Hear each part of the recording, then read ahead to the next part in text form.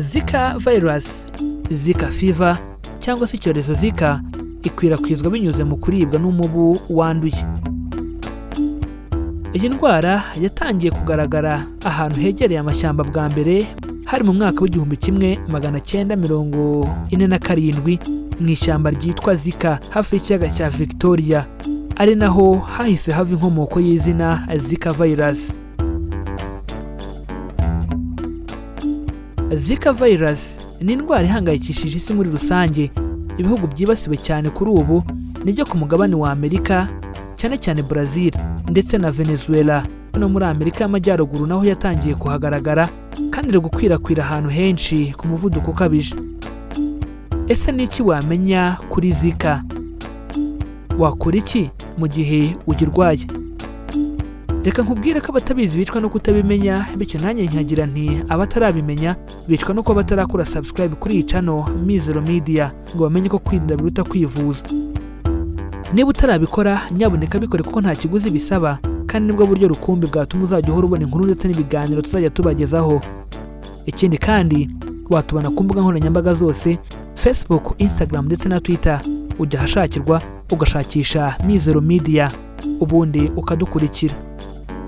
Kudusangiza ibitekerezo byanyu biremewe, bityo ubaye hari icyo bifuza kutubaza cyangwa kudusobanuza twandikire muri comment. Ariko kandi ntubyihererane, ukande like, ukore share, ubisangize inshuti n'abavandimwe bawe kugira ngo nabo basobanukirwe uburyo bwo kubungabunga ubuzima bwabo. Iki ni ikiganiro Amagara n'Ubukungu, ikiganiro mutegurirwa na Mizero Media. Mbahaye ikaze aho tugiye kurebera hamwe ibyerekeye virusi ya Zika iterwa n'umubu. Ese ni ibihe by'ingenzi wamenya kuri virus ya Zika? Virus ya Zika yibasira cyane abagore batwite ndetse n'abana. Iyi virusi kandi igaragazwa cyane n'umuriro uri hejuru cyane ndetse no kuzana amabara atukura hamwe na hamwe ku ruhu. Ibi biterwa na allergie, kubabara mu mugongo, gutukura amaso, kubabara imikaya ndetse n'umutwe. Virusi ya Zika kandi guhitana uyirwaye ntibiragaragara cyane kuko umuntu warumwe n'uyu mubu umwe muri 5 niwe ugaragaza uburwayi. Virusi ya Zika imara mu maraso y'umuntu wayanduye iminsi mike, ariko ishobora no kumara igihe kirekire mu bantu bamwe na bamwe. Aha biterwa n'imiterere y'umubiri w'ugirwaye. Virusi ya Zika nta muti nta n'urukingo biraboneka bivura iyi ndwara cyangwa se byagufasha kuyirinda. Urukingo rwayo abahanga bemeza ko rushobora kuboneka nyuma y'umwaka kandi ubu rwatangiye gukorwa.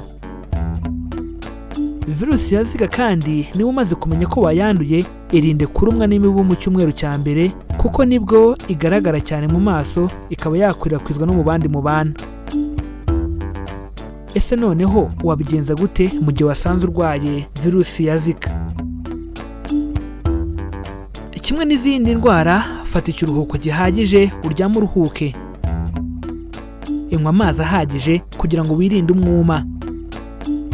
Ushobora gukoresha imiti nka paracetamol kugira ngo ugabanye umuriro n'uburibwe. Ntuzafate imiti irimo aspirine cyangwa se indi miti izwiho kugabanya ububabare no kubyimbirwa. Aha twavuga ibuprofen, tramadol cyangwa se naproxen. Iyi miti uzaba uyirinze. Mu gihe ugaragaje bimwe mu bimenyetso twavuze haruguru cyangwa se ubonye umuntu bifite, wakwihutira kumugeza kwa muganga ndetse ukabimenyesha inzego z'ubuzima, by'umwihariko umujyanama w'ubuzima waho utuye. Reka tubashimire kuba mwafasha akanya mukabana natwe tubungabunga ubuzima bwacu, aho tumaze gusobanukirwa ibijyanye na virusi ya Zika iterwa n'umubu. Bityo reka dusoze mbashimira kubana natwe, ariko mbibutse ko baca umugani mu Kinyarwanda bati abatabizi bicwa no kutabimenya. Bityo nanjye nkagira nti abatarabimenya bicwa no kuba batarakora subscribe kuri iyi channel Mizero Media ngo bamenye ko kwirinda biruta kwivuza. Niba utarabikora nyaboneka bikore kuko nta kiguzi bisaba, kandi nibwo buryo rukumbi bwatuma uzajya uhora ubona inkuru ndetse n'ibiganiro tuzajya tubagezaho. Ushobora kandi kudukurikira ku mbuga nkoranyambaga zose, yaba Facebook, Instagram, Twitter. Ujya hashakirwa ugashakisha Mizero Media ubundi ukadukurikira. Kudusangiza ibitekerezo byanyu biremewe kuko ubaye hari icyo bifuza kutubaza cyangwa kudusobanuza. twandikire muri comment, ariko kandi ntubyihererane, ukande like, ukore share, ubisangize inshuti n'abavandimwe bawe kugira ngo nabo basobanukirwe uburyo bwo kubungabunga ubuzima bwabo. Iki cyari ikiganiro Amagara n'Ubukungu, ikiganiro mutegurirwa na Mizero Media. Amahoro y'Imana abane namwe kandi tubifurije kugira ubuzima buzira umuze.